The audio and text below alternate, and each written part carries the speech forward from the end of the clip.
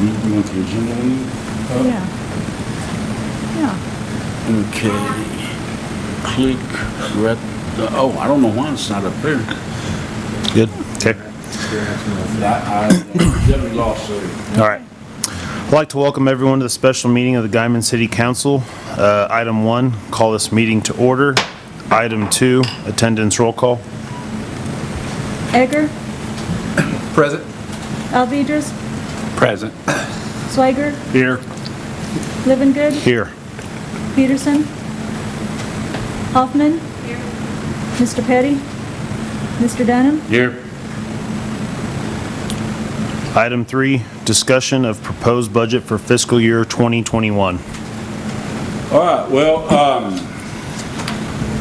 I've got a PowerPoint here prepared for us to go through, and we'll kind of be talking about the story we have, where we're coming from and where we're going, and the things we hope to try to accomplish during the next budget season. Go ahead and move forward. I think it's important for us to see. I'm not supposed to sit in the wrong thing. It's not changing it up there.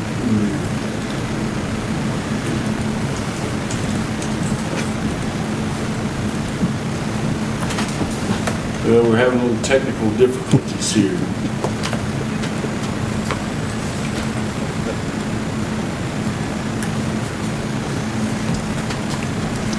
Make a reason. Until it works. Okay, there we go. Oh, I did that a while ago. I think it's important it's for us to working. see where we've been as we started through this process. Back in 2015, we had a fund balance of about $5.8 million. And since that time, it has grown significantly. There's been a number of reasons for that. But this is kind of our story and our history.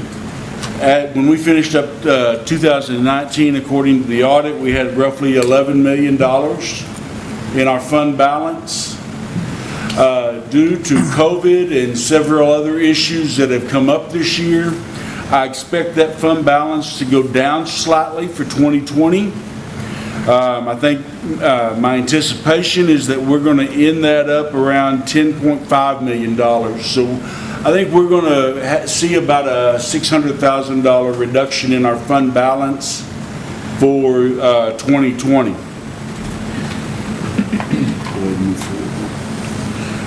If we look at where from our last audit, which was 2019, we can see that basically where we're spending our money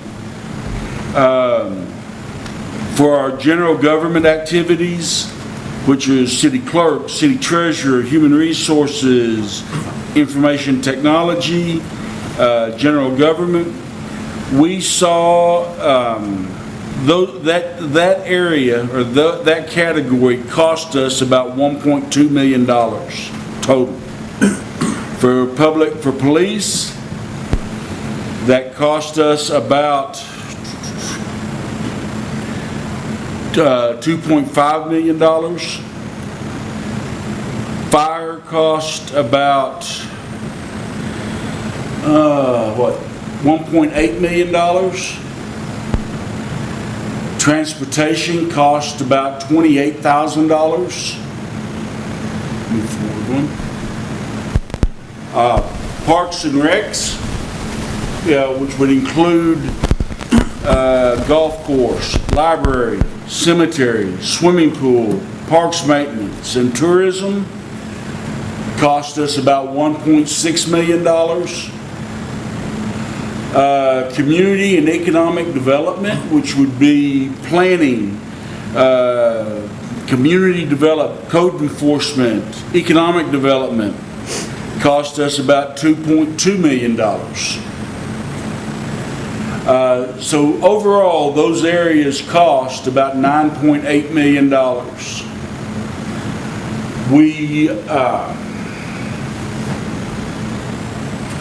Our tax collections for 2019 were about $13.8 million,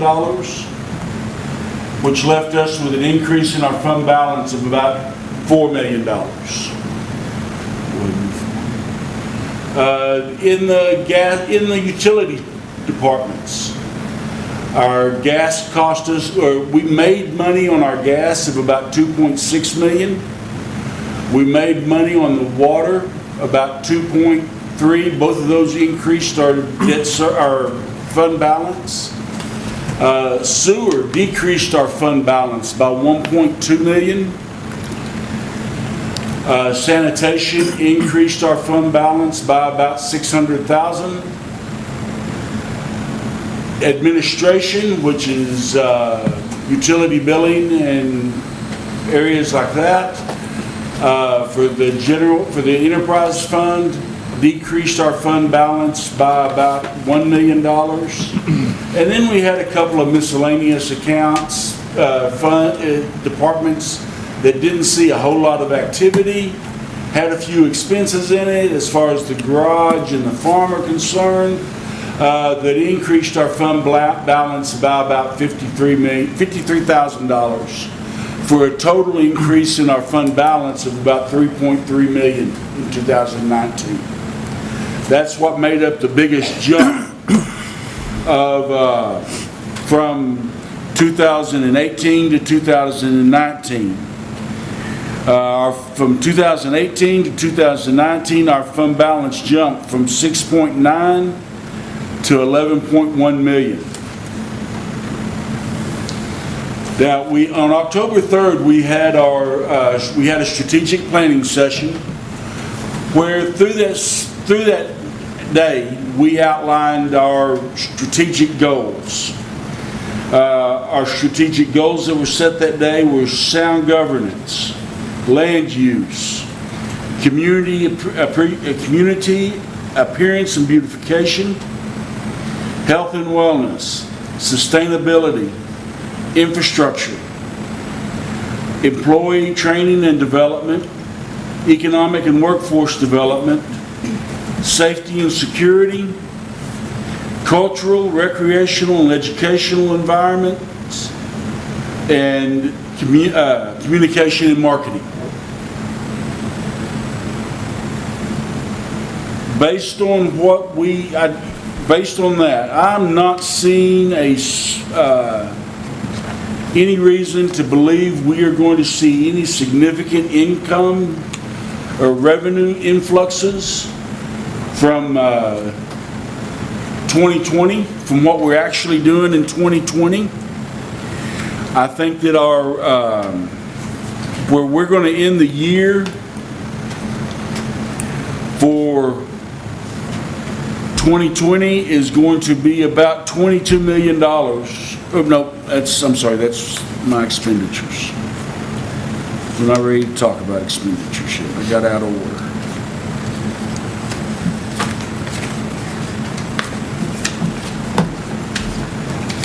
There we go. Revenues are going to end up at about $25 million. Of those revenues, taxes are going to make up approximately 28% of our revenue income stream. Intergovernmental revenues, things like grants, primarily grants and monies that come in from the state of Oklahoma, are going to be about 14%. Charges for services, which is basically our utilities, the cost to use the golf course, things like that, are going to be about 37%. Interest and dividends are going to be about 16%. And then miscellaneous revenues are going to be about 5% of our anticipated revenues. Go ahead and move forward. If we compare us to last year and in the previous 2 years, to kind of give you an idea,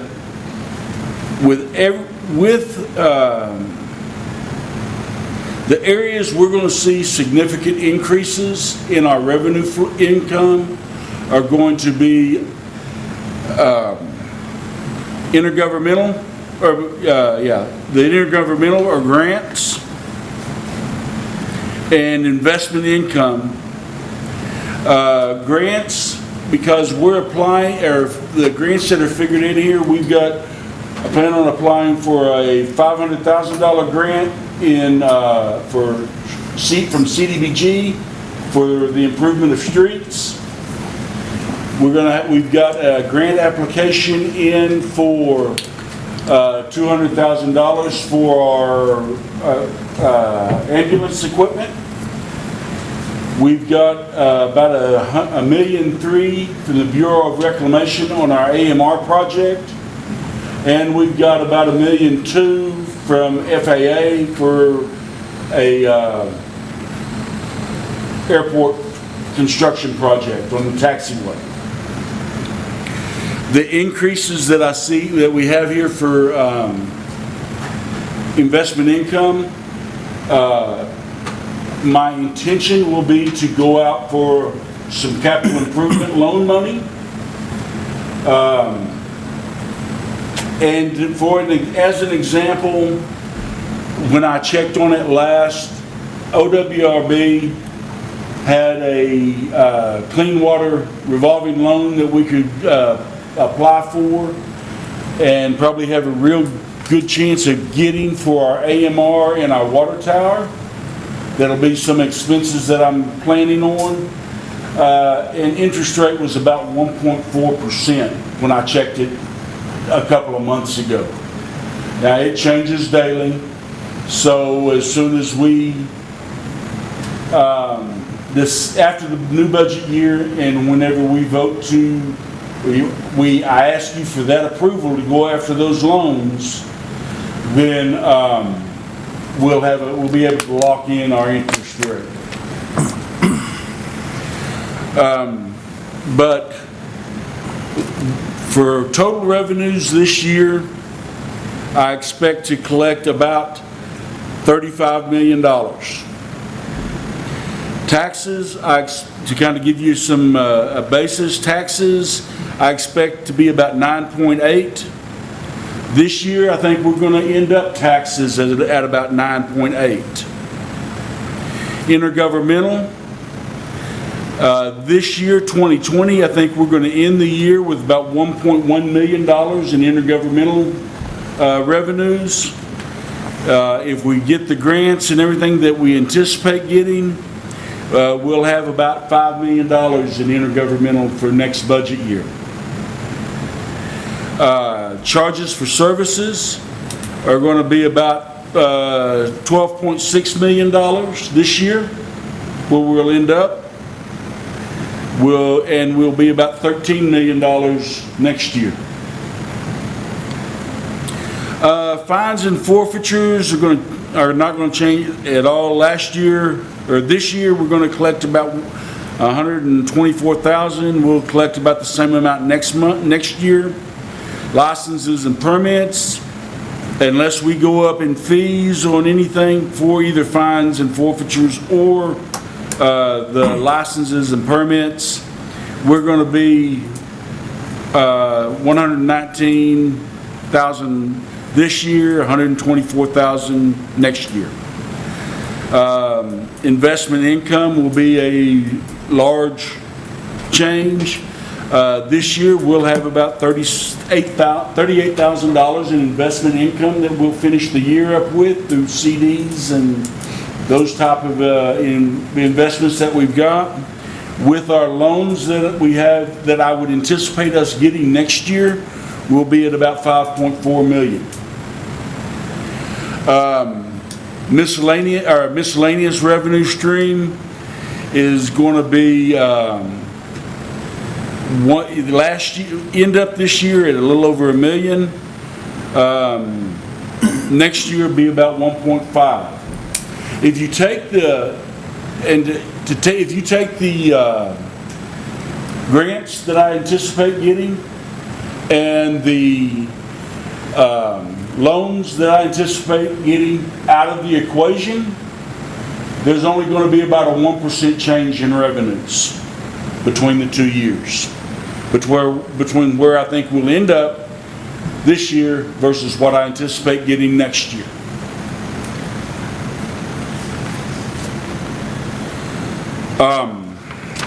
Go ahead and move forward now. Oh, well, yeah, this is just the narrative of the things that I've just gone over with you.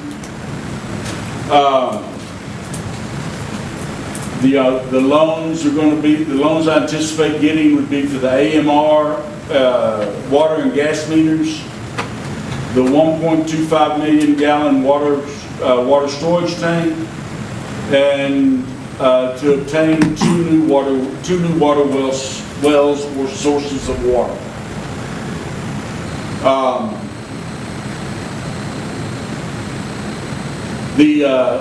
About $500,000 that we're seeing as an increase for miscellaneous is mainly due to the increased efforts that we're going to be entering in real soon for the Nash Soccer Complex and the donations we're going to seek for that. Now, if we don't get the loans, we don't get the grants, we don't get the donations, we're going to have to come back and revisit what we're doing, because some of those projects don't happen without those. Now, I feel real good about the grants that we budgeted for. I'm confident in the team that we've put together to seek donations for the soccer complex. And based on my discussions with our financial advisor leading up to this point, I'm confident in us being able to obtain the loan. So I don't see any big roadblocks in any of those items. Go ahead and move forward. Our proposed expenses are going to be made up of personnel expenses, and personnel expenses make up about 26% of our budget. Materials and supplies make up about 2% of our budget. Other services and charges are going to make up about 21% of our budget. Capital outlay will be 44%, and debt service is 7%.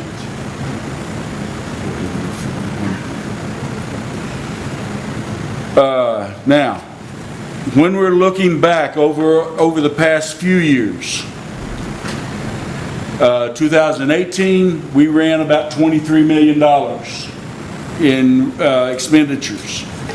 2019, about 27. I expect us to end the year, this year, at about 22. And I expect I have budgeted for next year at 36.8. Individually, the personnel expenditures go, and see, you can go ahead and move forward on. Personnel expenditures are going to move from this year of what we actually have expended of about 7.8 million to about 8.5. In that increase, we're looking at a 4% across the board cost of living increase for all departments, for all employees. We're looking at about a 19% increase in our health and dental. We have, from previous years, we have transferred the dispatch employees to E91 Trust Authority, so we do not have those expenditures this year. And that's all part of our personnel. We have done some other shifting in personnel. We had, and I'll go over that here in a couple of minutes when I do a little bit of backtracking. As far as materials and supplies are concerned, I think we're going to be at about 660,000 this year. I think we're going to end up the year at about 500,000. We have budgeted for other services and charges at 6.9 million. This year, I think we're going to end the year at about 5.3. Capital outlay, of course, as we've talked before, is going to be about $14 million. This year, we're going to be about 937,000. So a significant increase there. Debt service is actually going to go down. We've paid some of our debt off. That's going to go down from about 3.9 million this year to about 2.5 million next. Transfers, we're looking at about a 1%.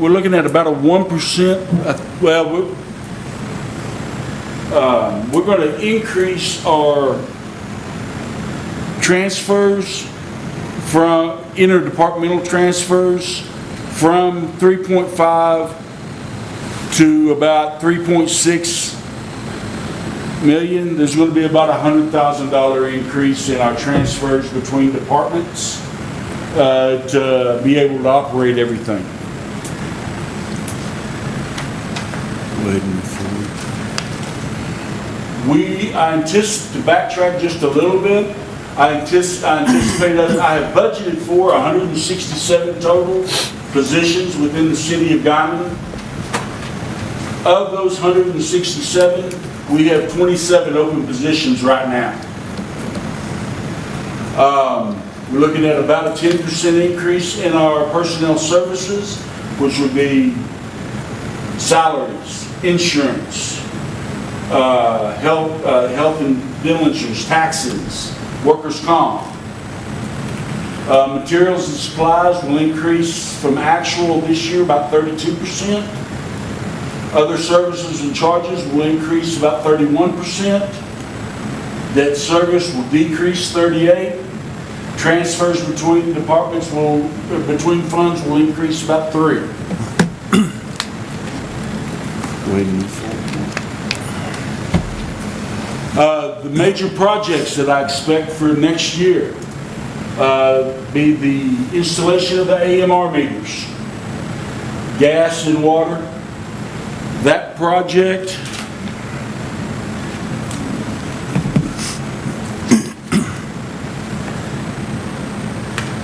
will be broken up over two departments within the same fund.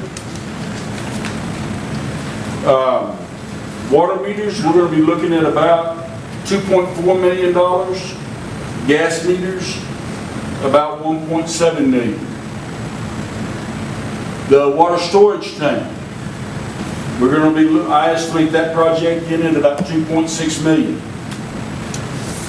New water wells, at least two new water wells or water well sources at about $150,000 to get those up and operational.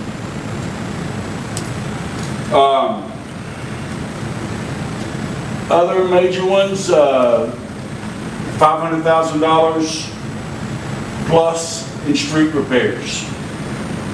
The rehabilitation of the taxiway at the Guymon Airport, that's grant funded at about $2.3 million. Our cardiac monitors, which we've already approved, at $200,000. I would anticipate us to put in a new wastewater lift station at $180,000.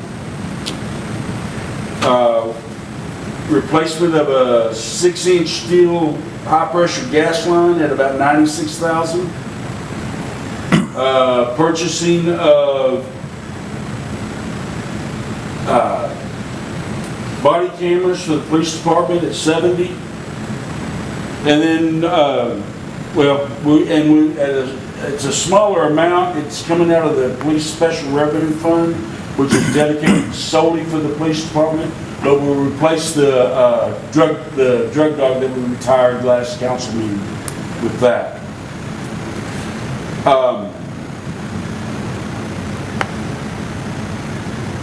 And all these monies, about $10.8 million of capital improvements total, will come out of our general operating for the city and the utility authority. We're going to be buying a few pickups, a few lawnmowers, some other smaller miscellaneous things, about what we're looking at purchasing. Now, out of our sales tax CIP fund, I expect that along with the debt service that we've already committed to that, out of those funds, I'd like to repair the maintenance building or replace the maintenance building at $125,000, buy a variable speed pump for the water well out there at $13,000, have about $10,000 worth of upgrades to the swimming pool, have about $60,000 for upgrades to the police department.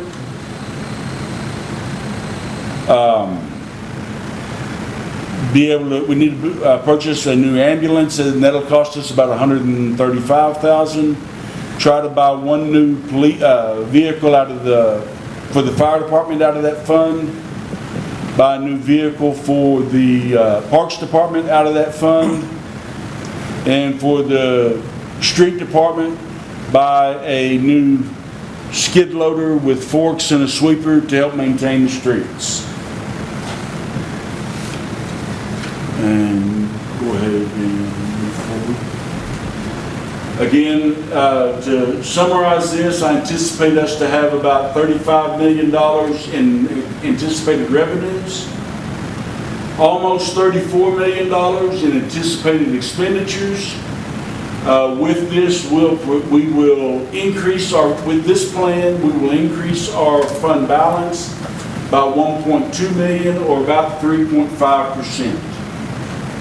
I would have liked to have had that number at about 5%, but I do not feel like, I feel like the capital projects that we've got allocated all primarily have dollars attached to them. So that's, it wouldn't do us any good to really cut a lot of those out. And I don't believe that in my opinion, if I cut more out of the operating budget, our departments won't have enough funds to operate on next year to get everything done that we need to get done, just as our typical day-to-day things.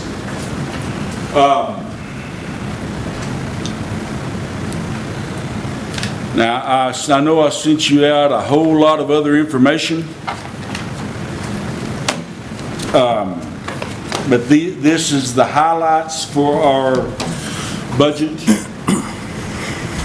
for what I'm proposing for budgetary consideration at an upcoming council meeting. And if you have any questions, I'd be happy to try to get those answered for you. I have a question on roads. We have a lot of issues, obviously. Are we appropriating enough money to that? And what does that entail? Like, have we picked out roads, or is that chipping and We haven't done that yet. The plan will be, before we apply for the grant, we'll have designated roads picked out that we're going to spend that grant money on. We have not done that as of today. There was a road study done. Yeah, and I've got a copy of that. Okay. And we'll use starting that, and we'll try to address the worst roads first. But because those are the worst roads, it'll cost more to fix those than it does some of our others. So I don't know that I'm not going to promise to get a whole lot of roads fixed next year. Yeah, but one or two, that'll show a lot that we're getting something done. We're going to spend between $500,000 and $700,000 on roads next year. In some form or fashion to address roads, whether that's buying material for pothole repairs or whether that's the rehabilitation of roads. And we're going to try to spend that money very strategically to make sure that we're making a good showing, and we're putting forth a good effort to make sure the roads are getting fixed. Is it enough money? I don't know that, in the condition our roads are right now, I don't know that there's enough money to address them.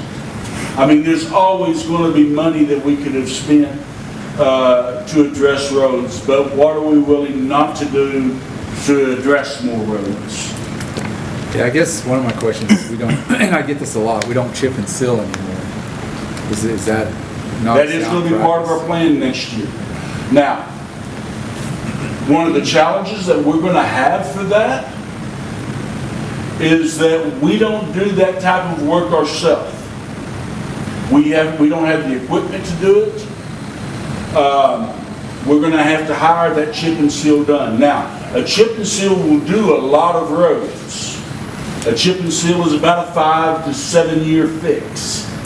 One of the things that I would like to buy this year, and that I'm still trying to buy this year, is the crack sealer that I talked to y'all about a month or so back. We're still trying to get a good price nailed down on that. I still expect it to be between the $38,000 and $45,000 range.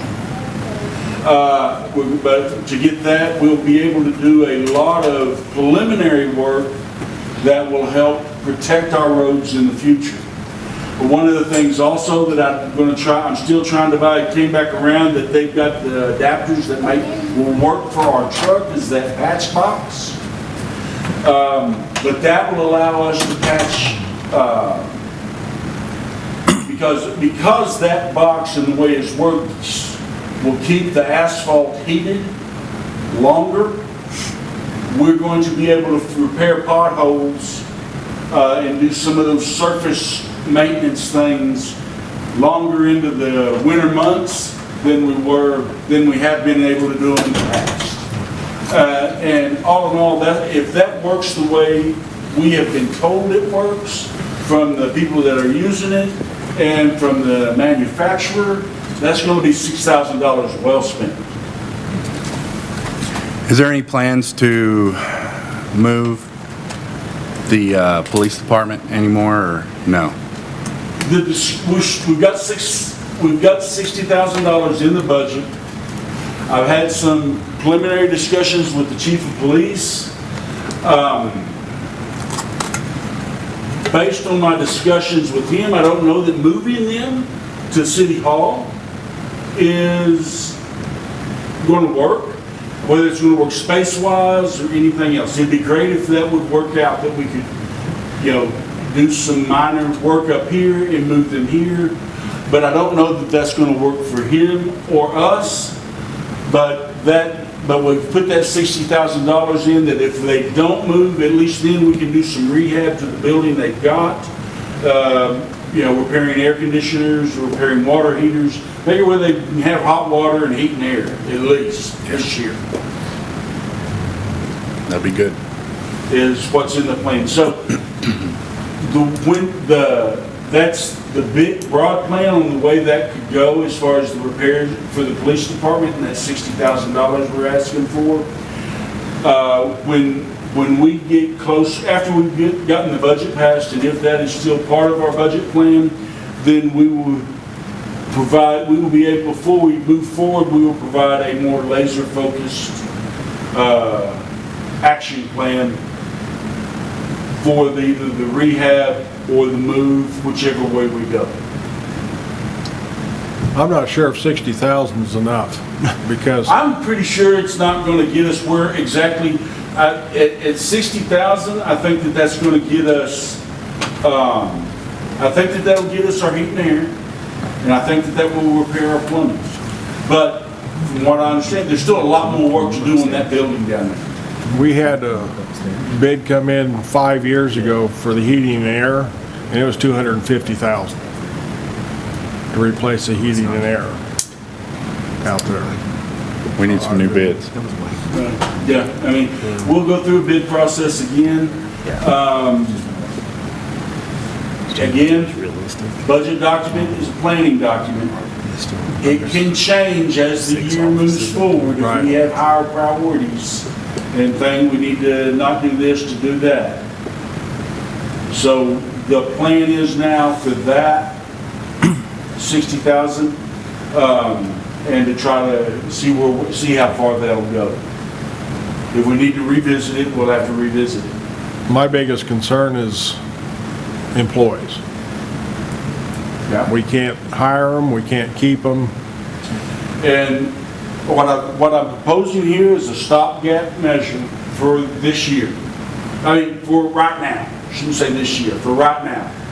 4% COLA with that and the insurance increases we're seeing.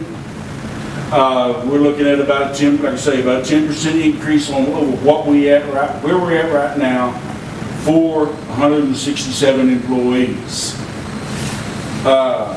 After the first of the year, I do want to have a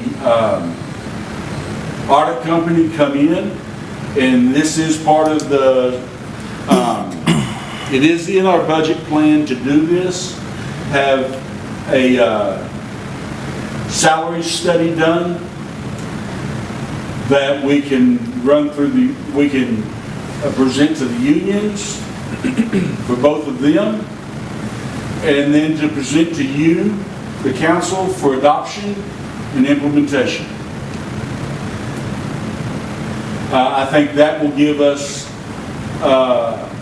better information and more accurate information on what all of our salary rates should be. We've been working real hard up to this point to update all of our job descriptions and develop new job descriptions on positions that may have changed. And we have, up until now, we have been redesigning departments so that we've got good jobs and a good organizational chart for each department. Now, I've got salary information from other municipalities, but it's 2 years old. I would like to be able to hire somebody to come in and get us current salary information for us to not start with 2-year-old data and try to estimate forward. Can I make a recommendation? I've been a large part of salary studies before, and one of the problems you have in Guymon is we run less than 4%, if not less than 3% unemployment in this area. So the studies a lot of times are done like in a Woodward or somewhere that the oil field is laid off. I would make sure that's comparable too, because what I've found a lot is they come out and say, hey, this is a fair salary for a town your size doing this. But the difference is the comparable is in a place that's not like Guymon where we're running less than 3 or 4% unemployment, which makes it, I think that's kind of your point probably to some extent. And that makes it really tough. And the guidelines that I anticipate giving the company that comes in is not only do they come and they compare us to other municipalities, but they also compare us to the wages that are being paid within our community now. Yeah. That's good. I have a hard time with the 4% across the board. The person making $15 an hour gets a 60-cent raise. Making $16 an hour, Yeah. He gets a 60-cent raise. That's $24 a week. A person making $60,000, they get $2,400. They get a lot more money, and that's the trouble we're having is the bottom end. Mm-hmm. And to help do some of those bottom end salaries, one of the things we've done, or one of the things that is in this plan, is that anybody that is making less than $14.50 an hour now will be raised to $14.50 an hour. And that will be our new, for just the general laborer position, Until we get the salary study back that would indicate that it should be something different, that would be the new starting salary for a general labor position. But also, as we go to hire in people and advertise for people, we're going to be advertising for different types of positions. Some of them will be supervisory type positions. Some of them will be heavy equipment type of positions and things like that. And those people, I would anticipate that they're going to be starting at a rate much higher than $14.50 an hour.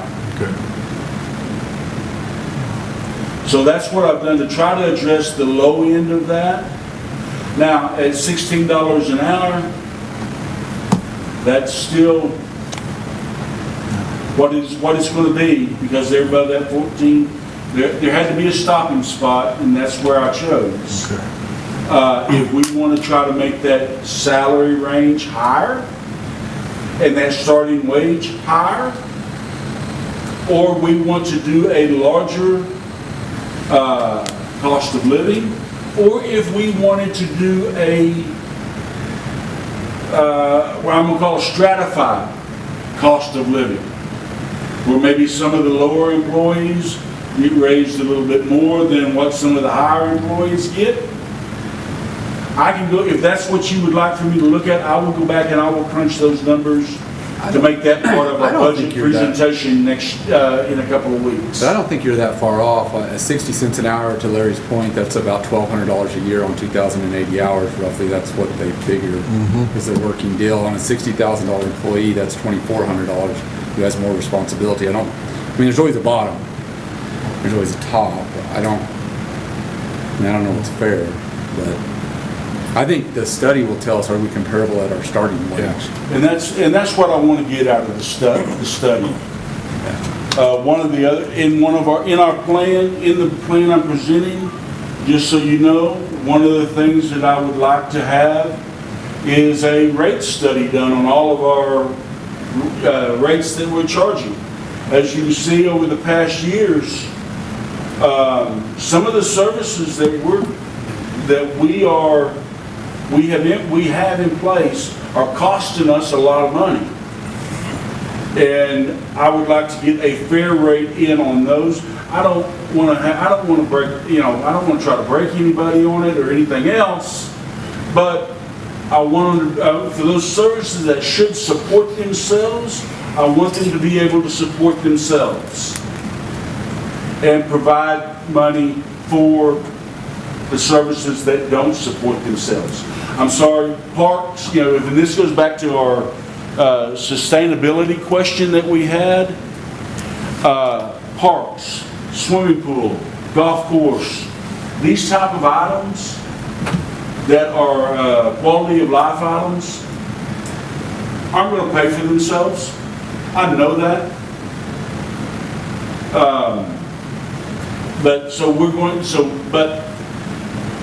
Police department, it's not going to pay for itself. Fire department, it's not going to pay for itself.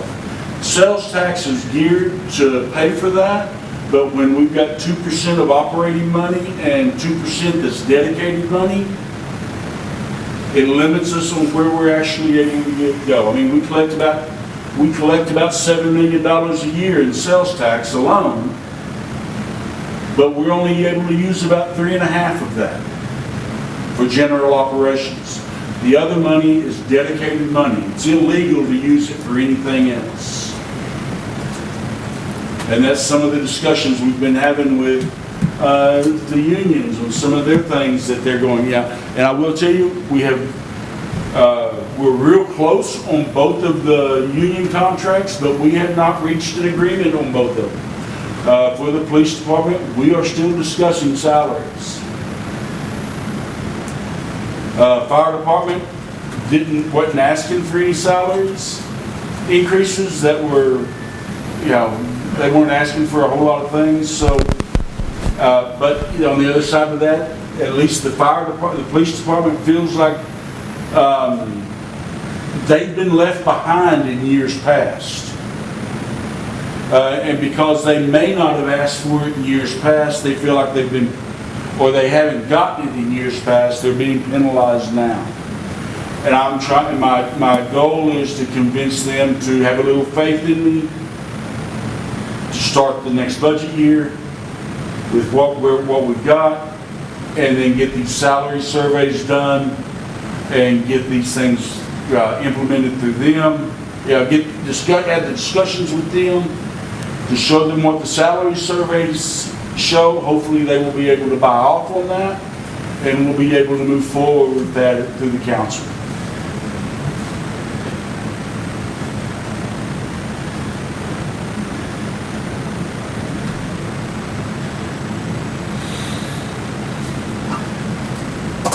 Anything else? Is it possible that you could send the slide presentation to us? Certainly can. I just didn't have it finished before today. No problem. But yeah, I can certainly send that to each one of them. Thank you. You bet. Anything else? No, I just want to add that employees are very important, and behind that is infrastructure.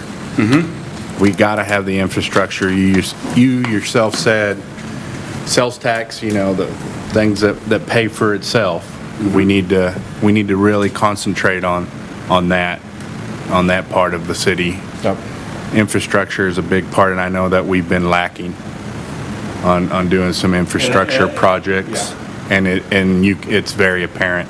Yeah. We can see it, and I know that little by little you go out and check things out, and you can see it with your own eyes. It's very lacking, and not only what's on top, but what's underneath. That's correct. And I think that with our plan that we've got here today, next budget year, we're addressing those two areas, personnel and infrastructure, would be the two highest priorities that we have. Good to go. Thank you. Okay. We will stand adjourned as the Guymon City Council.